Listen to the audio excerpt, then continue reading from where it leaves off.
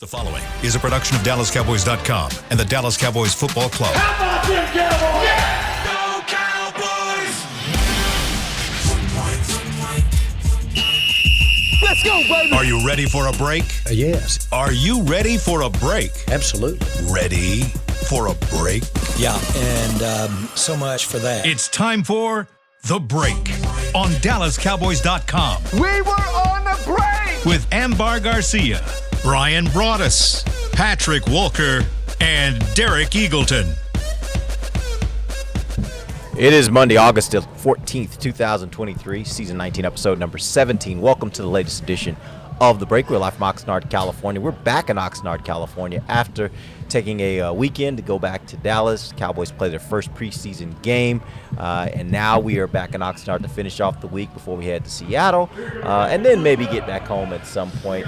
I don't know what day it is, but, I mean, at this point, we're just kind of making it work, right? Yeah, we're just rolling with the punches at this point. Yeah. But back out here in California where it's not as hot as it was, you know, we got a nice reminder, Nick, once we stepped off the plane at DFW of what Texas heat feels like. The oven. It was just like, you know, we had kind of been talking a little bit, too, about just, you know, it's a little warm out here, you know, warmer than usual, but then that all ended as soon as we got off the Yeah, so it's nice.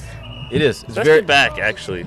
Is it? It's back here on the set with you guys. Oh, just be back on the show. Yeah, for those that have basically missed the last month, Nick is no longer on the break, but he is on the break today because Amber is not back with us right now. She's back in Frisco, and Brian's not with us right now. He's back in Dallas.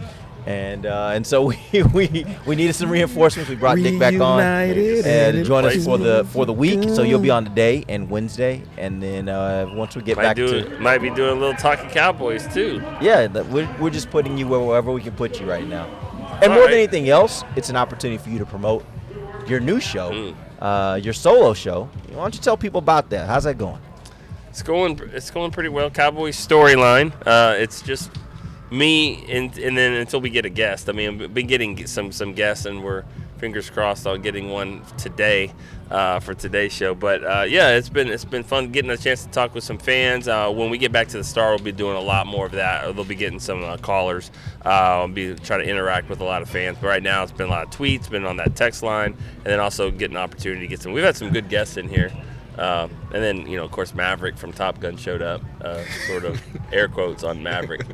The Tom Cruise look-alike, kind of. He came into my Deuce Vaughn interview, and so it was cool. We chatted with him for a little bit, but it was like, all right, go, dude, because this guy's a real deal. Like, you're the fake guy. This is a real deal. Which is segueing you into the game. Yeah, let's talk about that game. Cowboys, they lose, but that's not really the most important thing. Tell us, what is the most important thing as far as the way you guys look at it coming out of that game? What do you think was, I guess, the biggest takeaway or best takeaway for the Cowboys? For me, health, first and foremost. The Cowboys didn't have any major injuries, knock on wood. Nahshon Wright, he was on the flight with a precautionary boot on his ankle. It's being described as a mild high ankle strain. Mike McCarthy just said that it doesn't look like Nahshon will play on Saturday against the Seahawks, but we'll see how that goes. Doesn't sound like there's major concern there. Malik Jefferson left the contest against the Jaguars with a foot sprain. Sounds like Malik has a better opportunity to play, but those two guys, and Junior Fehoko had a shoulder injury that held him out of the game, but he has a chance to maybe play. But no major injuries. So other than that, I'm good on health. Now it's just going to play. DeMarvion Overshown, he stepped up and showed me what he can be in this Cowboys defense, and then Deuce Vaughn showed you what he can be in this Cowboys offense. Yeah, true. I mean, I think that you're right. When you're asking McCarthy about Jefferson and who has a chance to play, Jefferson and Nahshon Wright, that's who you're asking about coming out for a game. That's a good thing because neither one of them really looked that serious. So, you know, the fact that Jacksonville played their starters and the Cowboys didn't, it's hard. It's going to be tough to gauge that anyways. I thought the defense did well. Take the fumble away from Turpin, which he did, but I'm just saying, you take that away. I don't think they're really driving and doing a lot of stuff on that defense. So I thought the defense did a good job, and I said it to you in the press box. If this is your backups, look at the guys that they got trotting out there. It just shows good depth. Especially to that point when you see a guy like Wanye Thomas who's been building, good days in camp, come out there second play from scrimmage, and he intercepts not Beathard and not Rourke. He intercepts Trevor Trevor Lawrence trying to get one of his top receivers down the left sideline. I mean, that's promising. Such a good play, you had to kind of have an outburst. You know what I mean? It was worthy. It was worthy. It happened. Leave our guy alone. All right, let's. Here's what I want to do. Here's how I want to review this game. I have a full list of players, and I'm going to throw out a name, and then I want you guys to just riff. What did you see? What did you like? What did you not like? And let's talk about it from that standpoint. You've already mentioned who I thought was probably the player of this game, Deuce Vaughn. He had 8 carries for 50 yards, a 6.3 average, a touchdown, and a couple of highlights that I've seen all over the place. I mean, just he was the kind of – that was a game for him where I think coming out of the game, as similar to what happened with Devontae Turpin last year when he had the return for a touchdown, I think nationally people start saying, oh, wow, that's a new toy for the Cowboys. What were your thoughts on Deuce Vaughn? Well, he's going up to make catches in the middle of the field. He's running the in-between tackles and all that stuff. These are the things he's doing as a running back. And when I got a chance to talk to Will McClay last week, he said we drafted a running back. We didn't just draft this gadget player. We drafted a running back, and I think he showed that right there. And I think, I was talking to some people. They have a decision to make on Deuce. What do they want to do with him? Do they want to say, all right, this week, starter? And I say that because it's still the backups and all that. So you start the game and you get a chance to get some good run. Or do you just say, listen, let's peel this thing back and let's not let other teams know what we're going to do with him. But he needs to work. It's always a tough dilemma. Yeah, I feel like I'm right there on the line. I feel like it's nearly time to bubble wrap him, like how we felt for Devontae Turpin after those 2 kick returns last year. But I feel like, again, like you said, Nick, he does need to work. So I would get him to work in preseason game number 2 against the Seahawks, and then no matter what happens in that game, I'm sitting him for game 3 against the Las Vegas Raiders. But Deuce, everywhere. He did everything. He was a receiver out of the backfield. He was in single back sets as a running back. But more impressive to me, which should impress people more so than anything, is something that I've kind of been angling toward people focusing on. People want to find out who's going to be the short yardage guy when Tony Pollard is not on the field, right? So, yes, you have bigger bodies in Ronald Jones, Malik Davis, Rico Dowdle, who I have as the front runner for RB2 at the moment. But Deuce Vaughn showed you what he can do in the A gap, in the B gap. He can get in there, disappear, and then he reappears at the second level, and then it's him in space versus a linebacker. And you saw what happened there. He starts collecting ankles like they're bottle caps. Better yet, having them destroy each other. Now you see me, now you don't. Yeah. Deuce Vaughn, just a fantastic first showing for the Cowboys. The screen game too. What I loved is how he kind of sneaks out of there, and the guy made a great play down by the goal line because he was cutting back. I thought he was going to score on that one, so close. But that is going to be a problem, just sneaking out. It reminds me a little bit of, I remember back in the day with the Eagles with Brian Westbrook, is that you can blitz if you want, and you want to say, oh, we're going to attack this little guy and see if he can pick. That's fine, but if he sneaks out and he jumps it over, now you got problems, and so it's gonna be a problem there. Yeah, there are a number of ways to handle the blitz. Picking up the blitz is one. Another is get that guy out, and whoever's blitzing now is that guy left in a situation where either that other person is out there in one-on-one or nobody accounts for him, and those can be some interesting things. But one of the interesting things about Deuce Vaughn is this was not a surprise for me, and I think for a lot of people who watch Big 12 football, this was not a surprise. You were actually looking forward to seeing it because you were like, the rest of the league doesn't seem to understand what this guy is. Yes, he's 5'5", but he is a problem. DeMarvion, he keeps hammering that home, trying to tell people, like, as a former Longhorn, DeMarvion Overshown, one of the main people who've said time and again, wait until you see what he does at the NFL level. So he's a problem for other teams. For other teams, I would like to see, particularly in Game 2, I want to see if they ask him to do more pass pro, especially in those single back sets. I want to see if they ask him to do more of that so that we could get a better evaluation of what his potential is there. But other than that, I mean, he stole the show. All right, let's move on. Let's talk about my guy, my Longhorn. You mentioned him, DeMarvion Overshown. Segue. Another guy that I think showed up and played some good football. Tell me what your thoughts on him after that game. Well, I mean, I'll start. Other than hook him. Yeah, I mean, he looks like he could be a safety, and it might be that 35 number. But he hits like a linebacker. He hits like even bigger than that. I mean, I think Dan Quinn has got a perfect toy here, a defense. I mean, you talk about Deuce for the offense. Overshown can be that guy on defense. He's just got a great vision for him. I thought he was flying around. It was fun to watch. And he's so smart. That's the thing with Deuce. These two guys, you bring in guys that play at big time football. They're versatile and they're very smart. They're capable of picking things up, and that's why I think they're going to be able to contribute early. Overshown is continuing to show that he's a ball magnet. He was a ball magnet. With Texas, and he's showing that he's going to be a ball magnet with the Cowboys. He was flying around. I asked him after the game. I said, "Hey, positionally, you're listed as a linebacker. You're a convert from safety. Do you actually have a position?" And his answer was, my job is to go out there and fly around. And that's exactly what he was doing against the Jaguars. And his flexibility, his versatility is going to be key. And like Nick said, it's a new toy for Dan Quinn, and it's one that's going to be file that under the Where's Waldo category. If you're an opposing offensive coordinator, you're going to have to locate Micah Parsons because of the versatility. You're going to have to locate guys like DeMarvion Overshown when he's on the field. Is he dropping back in coverage? Is he coming forward? Is he playing sideline to sideline? He can do it all, and I love what Nick said. The fact is, this kid punches above his weight class. So there were some concerns from some Cowboys fans saying, well, what about his weight coming out of Texas? He hits above his weight class. Another guy who stole the show along with Deuce Vaughn. You know who he sort of reminds me of, and not in, in the head space. I'm talking about just not personality-wise. I'm talking about player. He's got some Rolando McClain to him in the fact I'm glad that you qualified.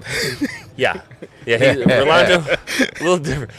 Way different. Yeah, I was saying not even a little bit different. Rolando McClain did not hit the way his body looked like he would hit. You know what I mean? He just didn't, and that's why you got to be a little crazy to do that. Well, Overshown. Why do I want to say Overstreet?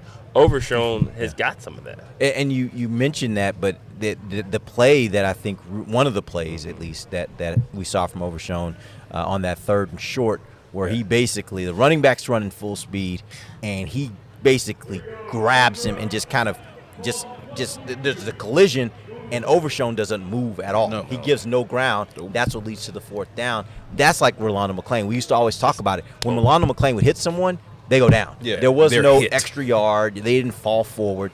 Where they were was where they were going down, and I think that's the interesting comparison I find. You didn't need binoculars in the press box to say who hit him. You just knew, okay, the way that it ended right there. There was no rack or going on there, Hopefully not.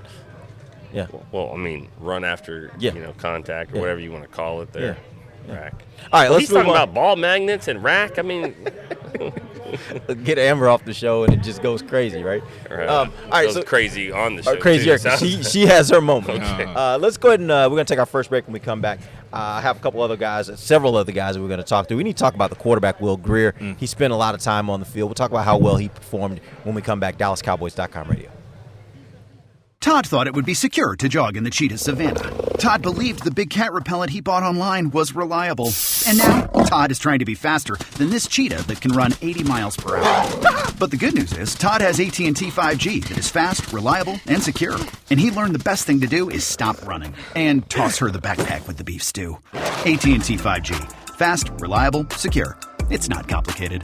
5G requires compatible plan and device. 5G may not be available in your area. See att.com/5G for you for details. Cowboys fans, after that move, we've just coined the term Rowdy Replay. Let's roll back the tape. Okay, there's our mascot Rowdy cheering on the boys. And now he's on his phone, on his Bank of America mobile banking app? Staying on top of his finances with his virtual financial assistant, Erica. Bank of America's digital tools are so impressive. Cowboys fans just can't stop banking. Learn more at bankofamerica.com/can't-stop-banking. Erica is only available in the English language. You must download the latest version of the mobile banking app, only available on select mobile devices. Message and data rates may apply. Member FDIC. They say champions are remembered, but legends are never forgotten. United Ag and Turf offers a winning lineup of John Deere equipment built to tackle any challenge on and off the field. Legendary John Deere tractors, combines, residential mowers, commercial mowers, compact construction equipment, Gator utility vehicles, and a full line of golf and sports turf equipment. United Ag and Turf, the official Ag and Turf equipment supplier of the Dallas Cowboys. Visit UnitedAgAndTurf.com to find a location near you.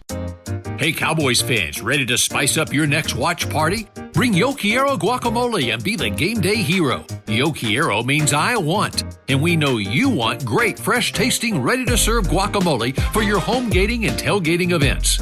Made with real avocados and the perfect blend of spices, It will be the star of any party. You can find us at your local Albertsons or Tom Thumb in the deli section. If you can't find it, talk to your store manager and tell them, yo quiero guacamole. Back to the break.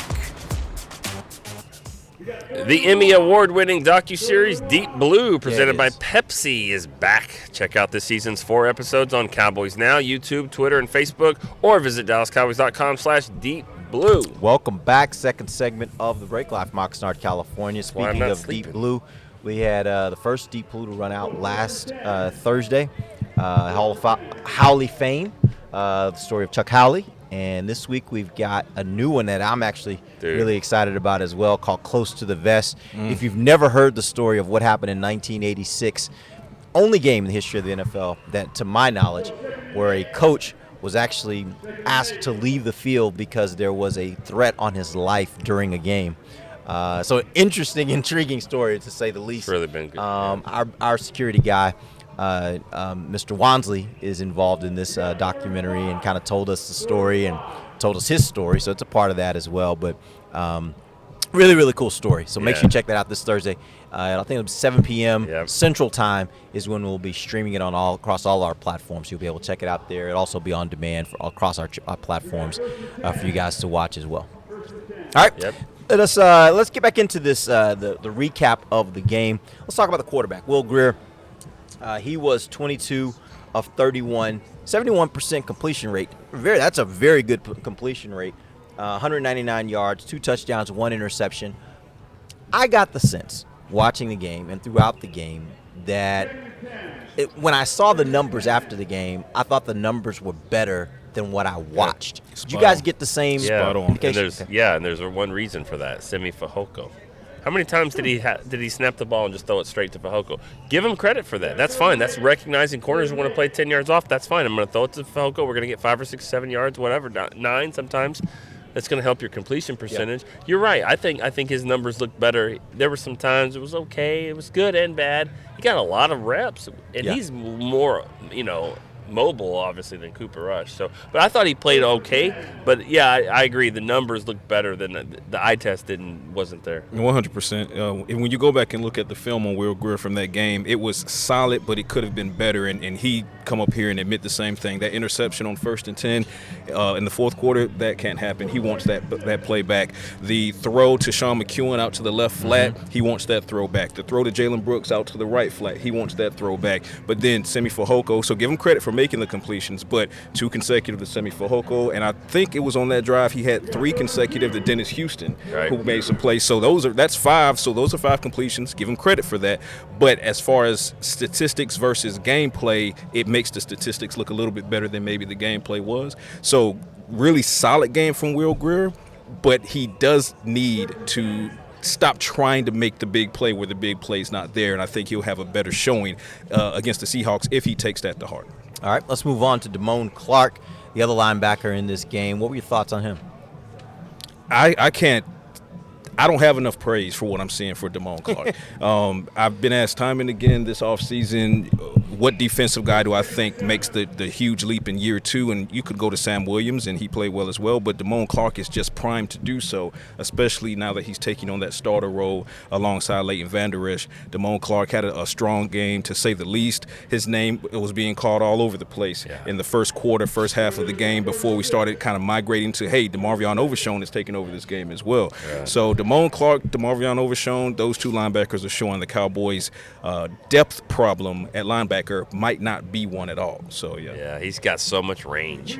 He looked thinner to me. He looked, or leaner maybe is the right word. He just, and I'm not saying he was overweight or anything last year, but bulky. But if you're gonna be out with an injury for a while, especially a neck injury, you're gonna be out for a while. You come back, you're not gonna be in the same shape you are now. He's been really like he just looks more like a safety like, and I know I said that about Overshown, but that's what they look like. But he's got that speed. He's strong as an ox, and I love his mentality. His mentality is just no nonsense, ready to ball out. He's done that since the day he got here. I mean, this defense has wild cards to me. Like, who the stars are, but if these 4 or 5 guys, and I think Bland is one. I think Overshown is one. Damone Clark. I think Fowler and Sam. These guys also give you stuff with what you're going to get over.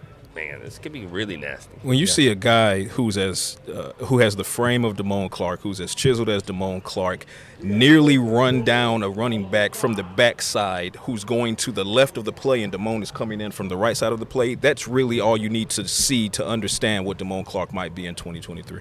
Yeah, it was interesting after that game as I was thinking about it. Between those two, the one thing I think that we all saw was the speed. Yeah. Their ability to get sideline to sideline to make plays. And, again, Overshown, that's who he was in college. He was a guy that was always around the ball. Every play almost you'd see Overshown was around the ball, whether it was downfield, whether it was up near the line of scrimmage. He was just a guy that has a knack for the ball and was around the ball. But you see those two guys running, and I think it makes it even more imperative that a guy like Mazi Smith get in here and get his feet under him. Right. Because if those guys up front can keep bodies off these linebackers can definitely run, and they can create some problems for opposing teams. Big Hank. Yep, exactly. Hankins, That's exactly right. All right, let's move on. Let's talk about Brandon Aubrey, which I thought was an interesting day for him. He made the one field goal he had, was 29 yards. He was 2 of 3 on extra points. He did miss one of his extra points. We had 5 touchbacks, which, again, when you're kicking off, that's a good thing. What were your thoughts on Aubrey? The power in his leg is there. It's evident. I mean, he's absolutely just kicking sticks of dynamite on kickoff. So, when you talk about who is going to be the kicker for the Dallas Cowboys in 2023, like you said, you got to factor in the kickoff as well, because if you talk about a guy like Robbie Gould, now the question is, will he be able to do kickoffs and things like that? So he's got that in the bag, Aubrey does, as far as kickoffs are concerned. Kicking, he was having a good game until he missed the extra point, and then comes the PTSD for all involved, because we're like, oh my God, Brett Maher, we've been through this before. Now, Aubrey was asked about it after the game, and he said that the operation was clean, and it did look clean on film, but he admitted that he, quote unquote, rushed it, and he didn't have to do that. So hopefully he settles in for game 2. But all in all, it's a passing grade. You just hate that an extra point kind of put a black eye on it. Because it was a bad miss. I mean, it wasn't just like, oh, did he miss? No, it wasn't laces in, Dan. Like, it was I don't think he connected with the net there. I think it's a souvenir what happened at the stadium. I mean, that's bad. It's a bad miss, but you got to remember, I mean, this is a huge chance that they're taking on him because he did not even play college football. He didn't kick, at the big house in Michigan or anything. He didn't do that. He's kicked at the USFL, which I don't think is setting attendance records either. So, I mean, I know some teams are. Some teams over there, decent crowds. But this is still new to him. Yeah. So I think it's, he's competing with every kicker doesn't have a job right now. Absolutely fact. Did you guys come out of that game sold that more confident that he could be the kicker, less confident, or about the same? Less confident for me. Less confident. My needle hasn't moved in one direction or the other, because it started to nudge forward just a little bit, and then he missed the extra point and it dropped right back down. So I'm still where I was before the game, and we're looking at game 2 now. I think the standard has gotten really low, though, because we're, like the touchdown Tolbert, like, great, and then it's like, he made the extra. We were all watching extra points. I mean, how about a 51-yard field goal, in Seattle with against the wind, or maybe in a little bit of rain, hopefully not rain, but but something like that in some elements. Let's see something like that, because right now extra points and 25-yard field goals, I think that shouldn't be the standard. You know what I mean? So I'm just a little shaky on him still, but he seems like it'd be great for the practice squad. But that doesn't help you on kickoffs. Yeah. I mean, at the end of the day, I do think we talked about this last week. Like, it's going to change, in my opinion. It's going to change how they play offense.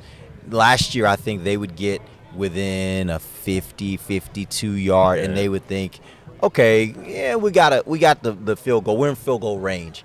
I don't think that's the way you play it this year. I think you're going to be thinking, hey, we really are never necessarily just we're settling for a field goal. It's always, foot on the gas, let's go, and let's see if we can get in the end zone, because you just don't know. I think I wouldn't call it a crapshoot. I think he's better than that, but I do think there's always that question mark until he earns that credibility where he's money. We put him out there on 45-yarder, he's going to make it. We put him out there on 50-yarder, he's going to make it. Until you get to that point, it's going to have to change the offense. See, I would take a Crosby or a Robbie Gould. I would take a guy that's older that I think is going to make him in the 40s, 45, because I've got Micah Parsons. And I say that because I don't have to kick a 55-yarder every time. If I'm at the 35 and it's 4th and 6 or whatever, I'm okay with anger, punting it to the 8, 1st and 10, and then let them play the way they want to play when you know they might get you a turnover and get you more yards. You might get a turnover, or you're probably going to be punting it back to Turpin here at midfield in about 3 minutes. Yeah. So I go shorter field goals. I'm fine.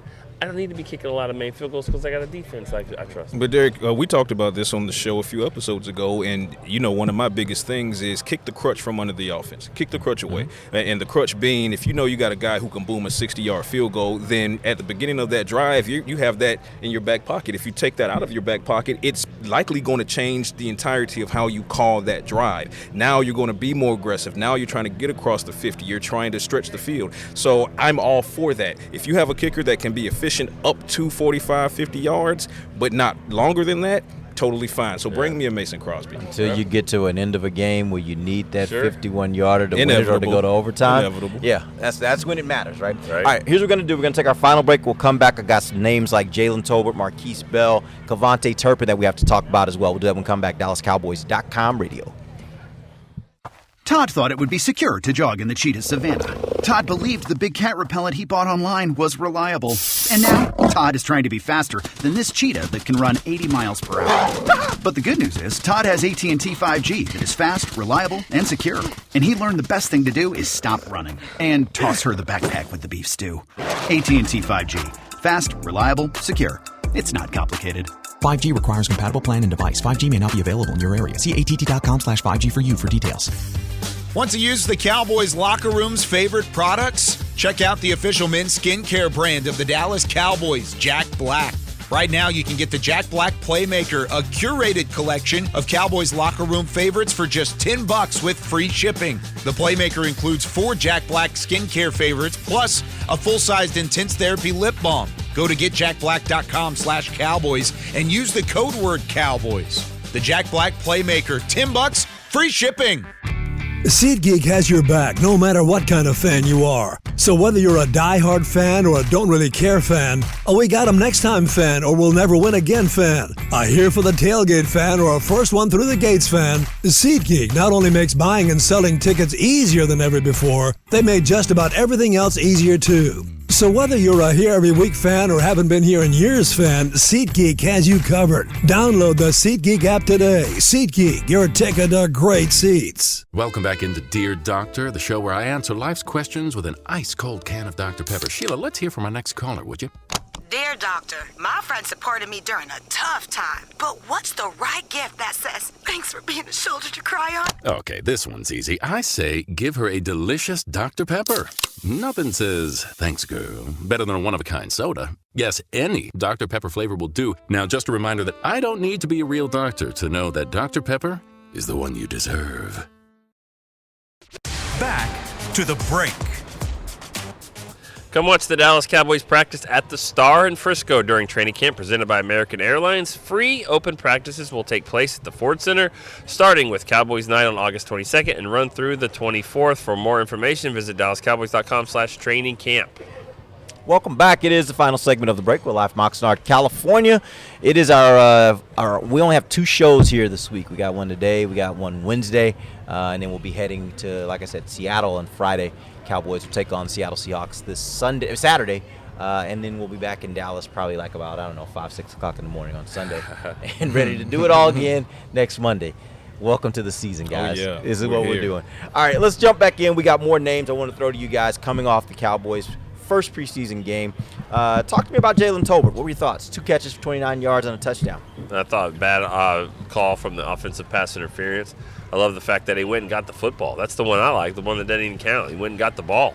Go back. I mean, most crews aren't going to call that, I think. I thought that was really ticky-tack. That's the play I like the most because I think it showed the aggressive style. He's alert. He's catching tipped passes, smooth. He looked, we've been saying it all year. Stop talking. You're saying all the right things, but nothing matters until you go play. And he did a good job. Kind of the opposite of, to a degree, what we're talking about with Will Greer. The stats look good. Yeah, but the film, I'm with you. When it comes to Jalen Tolbert, the stats from last game aren't good.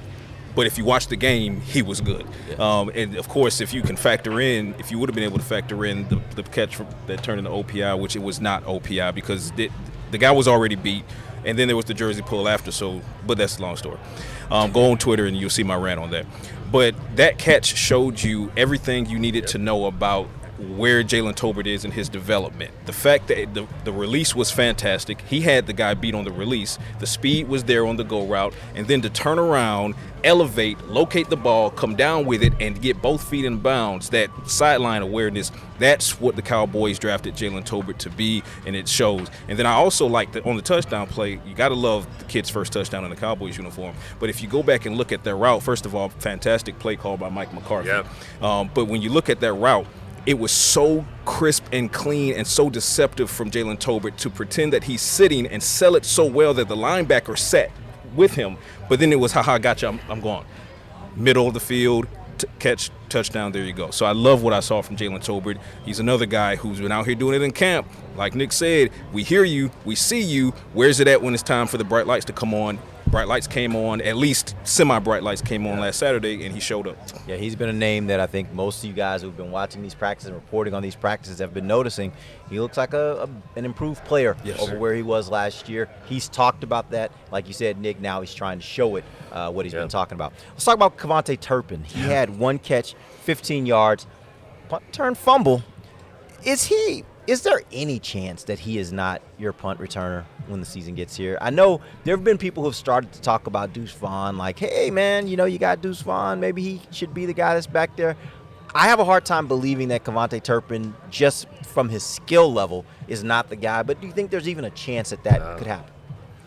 There's always a chance. I think he's still a dangerous threat with the ball in his hands now. He's going to have to get away from people because, he will fumble. Or he has. And he's had some other plays, too, last year, too. If you remember, the ball hit him in the face mask. The ball control was an issue at times. I thought, from what it sounds like, he didn't have a great game at all. In Saturday, because he had some mental errors, lining up wrong receiver wise. So grades, Tolbert and Houston graded out well. Doesn't sound like Turpin did. Yeah. So that was kind of an issue there because we were trying to see what he did at receiver, and so he's like, oh, we know he's a good returner. Well, then he fumbles there, he drops at receiver, and also had some mental errors. So he needs to. He'll need to step it up here in Seattle. But, hey, I'll be on the sidelines for the Seattle game. I was on the sidelines for the Charger game, and I saw 2 touchdowns in a row. Yeah. So I have a feeling I'm going to get a front row seat. Maybe we'll find out. We'll see. We'll find out. Yeah. That's why I hope it doesn't rain. If it rains, I won't be on the sidelines. Yes, you will. Oh, yes, you will. Right. Dang it, Seattle. Who picked this? I think there's a chance, but I think that chance is exceptionally slim right now. That there would be any other returner for the Cowboys in 2023 whose name is not Kevontae Turpin, and you're going to see, unfortunately, a mistake here or there. You saw it last year in the season, and hopefully this is him getting it out of the way. I'm talking about the fumble on his first return against Jacksonville. But I'm left to wonder, when you look at Kevontae Turpin in that game, I wonder if he was using too much of his mental bandwidth on trying to prove what he can be offensively, and it kind of stole some of that bandwidth as far as just the muscle memory and what he needs to do in making plays as the returner. But he showed some bad things, the fumble being one, the key drop being another, but then he showed me some good things. On the fumble on Rico Dowdle, Kevontae Turpin, yes, that didn't go how the Cowboys wanted it to go, but there's this little tough guy all the way downfield, still blocking at the 2 and the 1 yard line. That effort was there. He made an impactful catch for a first down in the second half. So mentally, he bounced back from it. Overall, I agree with Nick. I don't think that he graded out well for this game, but I did see some resiliency in the second half that I'm hoping translates over offensively to the game against the Seahawks. But as a returner, again, hopefully that's getting it out the way so we don't see it in the regular season.